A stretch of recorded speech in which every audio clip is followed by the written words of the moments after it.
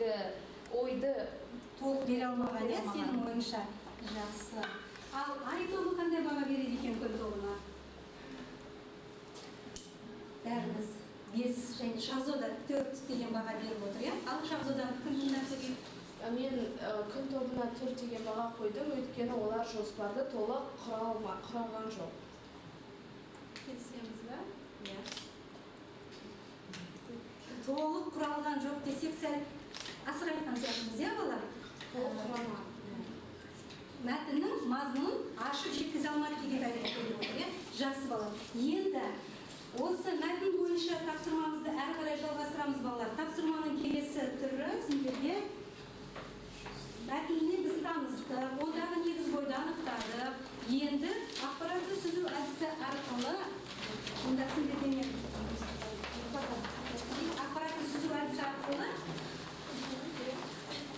маңызды сөздерді сүзгіге қалдырамыз.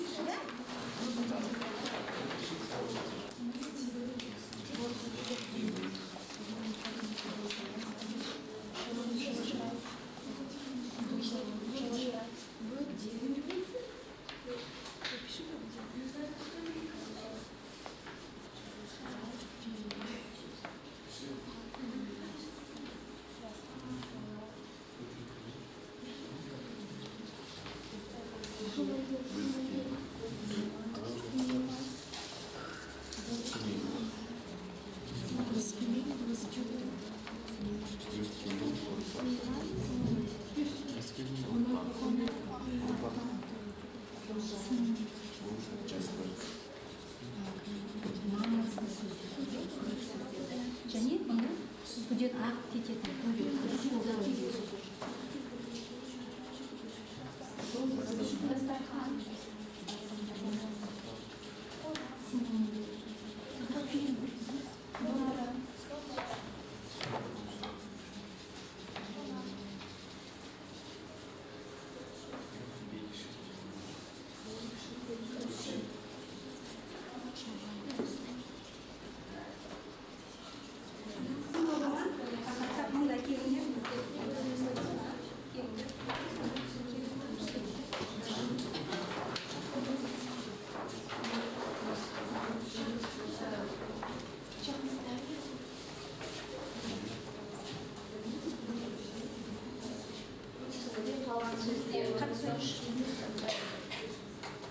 Сүзгіде қалған сөздер достық, ықылас, жақын көңіл, синонимі жақын көңіл. Бірінші сүзгіде сіздер қандай сөздерді қалдырдыңыздар? Достық, ықылас, жылы шырай, бөгде, шалғай, қонақпен бірге құт келеді. Енді осы сіздердің топтарыңыздың ойы бойынша маңызды сөздер. Ал сүзгіден қандай сөздерді өткізіп жібердіңіздер? Қонақты қарсы алу, құтты қонақ, арнайы қонақ, құдайы қонақ, қуаныш, қонақпен бірге құт келеді. Жақсы. Енді сүзгіде қалған маңызды сөздердің синонимін табу керек еді. Достық, ықылас, ол жақын көңіл, жылы шырай, жылы жүзбен, бөгде ол таныс емес, дос жаран достар, шалғай алыс, қонақпен бірге құт келеді, береке ырыс келеді. Береке ырыс келеді. Достық, ықылас деген сөздің синонимі сіздер жақсы не деп алдыңыздар? Жақын көңіл, достық, ықылас өзіне жақын тартатын адам, жақсы біздің етін білетін адам, достық, ықылас білетін. Отыра қойыңдар, жақсы. Екінші ай тобын содан бұрқамыз.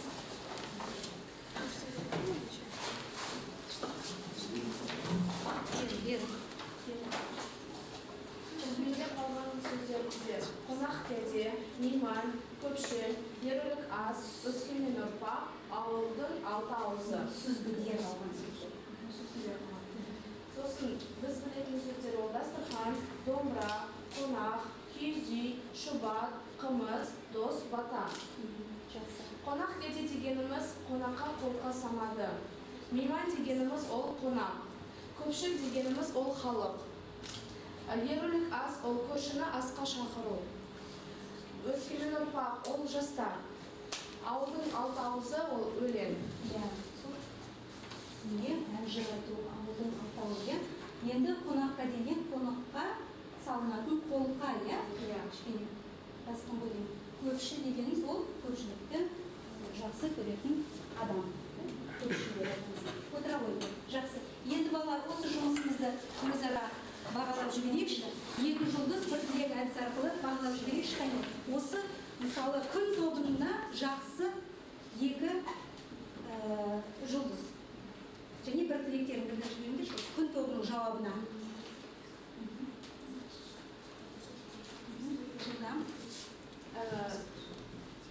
Кімнің жауабы ұнады? Болмаса қандай жақсы сөздерді сізге қалдырды?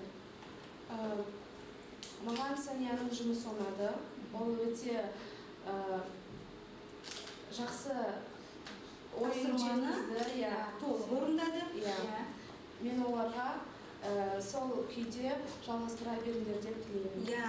Әрі қарай осындай жұмыс жасай беріңдер деп білдіргім келеді. Отырауға рахмет. Ал Ай тобына қандай? Ай тобында Мариканың жауабы қатты ұнады. Ол белсенді, осы сабақта белсенді болды. Мен олар тілейтінім сөйтіп жұмысты жалғастыра берді. Осындай жауап. Жұмысты қарай осындай белсенділікпен жұмыс жасай беріңдер дегім келеді. Жақсы балалар. Енді балалар, тақтаға назар аударайықшы. Қазір келіп дизайн әдісі арқылы, бұл да біздің тақырыбымызға сай. Бүгінгі тақырыпқа қонақ келсе бұл тақырыбына тақтада берілген өлең жолдарын оңынан оқып балалар, жазып көрейікші, қане 2 топ сонда сізге өлең жолдары шығады. Және біз анықтаймыз бұл қандай өлең және авторы таныс. Қане, кім шығады? Бұл бізге таныс әдіс. Ал Нигора келуға тақтаға келіп соңынан тұрамыз. Жылдам. Бұл сербі сәті ғой. Қазақ осы дала дейтін тіл дейтін, қазақ осы өнер алды тіл дейтін. Қазақ осы қарасын ба, астын ба, қонырсын ба, жабдықтауды Білмейтін. Топ көмектесіп жүрсеңдер болады. Отыра ғой Нигора. Ал Ай тобынан кім шығады? Саша келе ғой. Қазақ осы ашық жарқын қабағы, қонақ келсе шабылып бір қалады. Байқа да тұр саған да ол кетерде, ат мінгізіп жібек шапан жабады. Жақсы. Отыра ғой. Міне балалар, өлең жолды ал енді анықтап көрейікші, бұл кімнің өлеңі? Авторы кім осы өлеңі? Сәния. Осы өлеңнің авторы Қадыр Мырзалиев. Ақын ағамыз Қадыр Мырзалиев. Қалай айтылады бұл өлең? Қане кімнің есінде? Қазақтарды шетелдік қонақтарға таныстыру. Қазақ. Тапсырмамызды келесі. Қазір балалар, дәптерімізді ашамыз. Дәптерімізді ашып, біздің грамматикалық тақырыбымыз сын есім еді. Қане балалар, біз сын есім бойынша өткен тақырыптарды ескеріп жүрейікші. Сын есім дегеніміз не? Кім айтады? Ангелина. Сын есім дегеніміз заттың сенің сипатын түрі түсін білдіретін сөздабын. Сын есім дейміз. Сын есім сұрақтары қандай қай?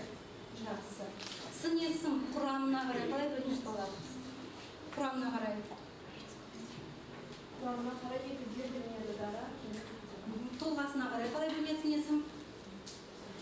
Сын есім тұлғасына қарай екіге бөлінеді. Олар негізгі сын есім және туынды сын есім. Ал мағынасына қарай қалай бөлінеді сын есім? Сапалы және қатысты болып екіге бөлінеді. Қазір 2 топқа берілетін тапсырма Ай тобына осы қонақ келсе құт мәтіннен 2 сөйлем алып, синтекстік талдау жасайсыздар. Күн тобына берілетін тапсырма мәтіндегі сын есімдерді теріп алып, сөз құрамына қарай талдаймыз. Тақтаға кім орындайды? Ай тобынан кім шығарды тақтаға? Бар ма? Саша келе ғой.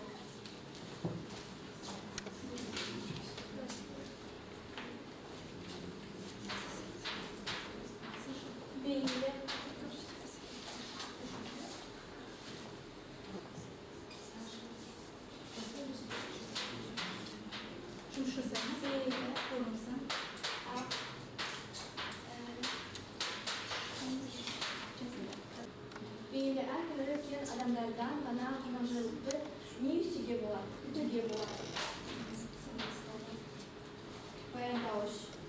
Fiili ak eкен адамдардан ғана мені күтуге болады. Қонақ жайлықты күтуге болады тоқтауыш.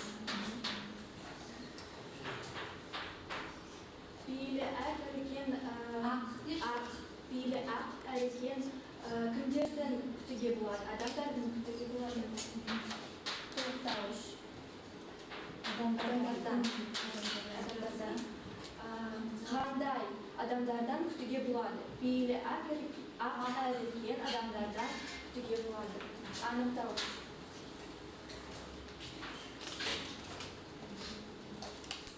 Бұл сөйлем айтылу сөзі мен мақсатына қарай хабарлы сөйлем. Себебі ойды хабарлап тұр. Ойды хабарлап тұр. Хабарлап тұр. Құрылысына қарай жай сөйлем. Құрылысына қарай жай сөйлем. Жай сөйлем. Тиянақты бір ғана ойды білдіріп тұр. Жай сөйлемнің түріне қарай жақсы, бастаушы жоқ. Жайма сөйлем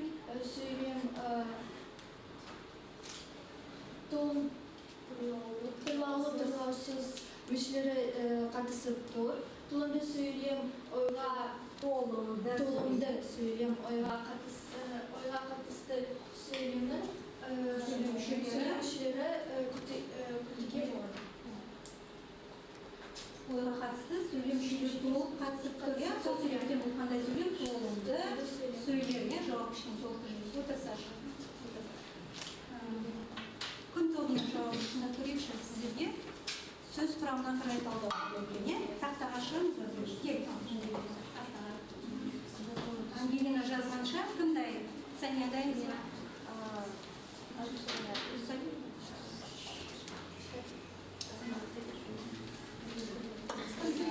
Баташыл сөз. Бата ол түбірі, сын есім тұлғасына қарай туынды. Бата зат есім. Шыл зат есімнен сын есім тудырышы жұрнақ. Құрамына қарай дара, мағынасына қарай қатысты сын есім. Мағынасына қарай қатысты сын. Сыйлы сын есім, түбірі сый, зат есім. Бұл зат есімнен сын есім тудырышы жұрнақ. Мағынасына қарай қатыстық, құрамына қарай дара, және тұлғасына қарай туынды. Сын есім жақсы. Тағы да?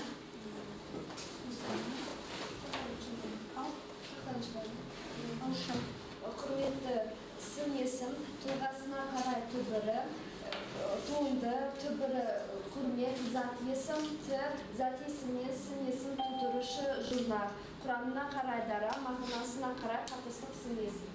Қатыстық сын есім жақсы балалар.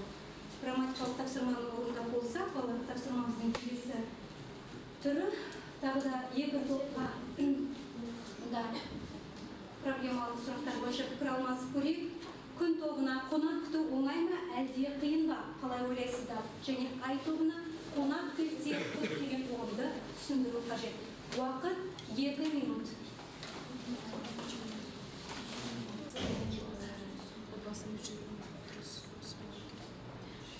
Шақырылған қонақтарға ерекше құрмет көрсету керек. Қонақты қаншама қиын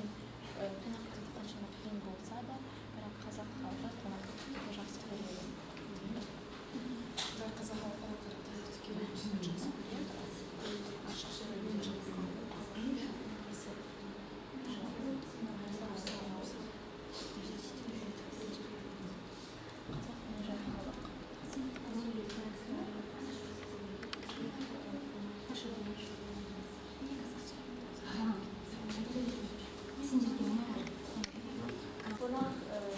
Қонақ күтуді әр отбасы жақсы көреді.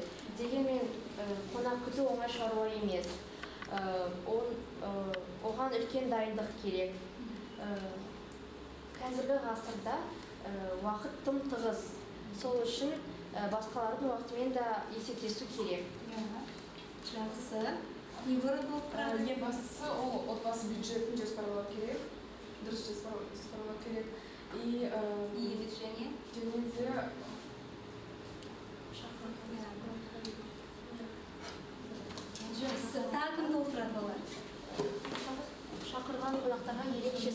құрмет көрсету керек.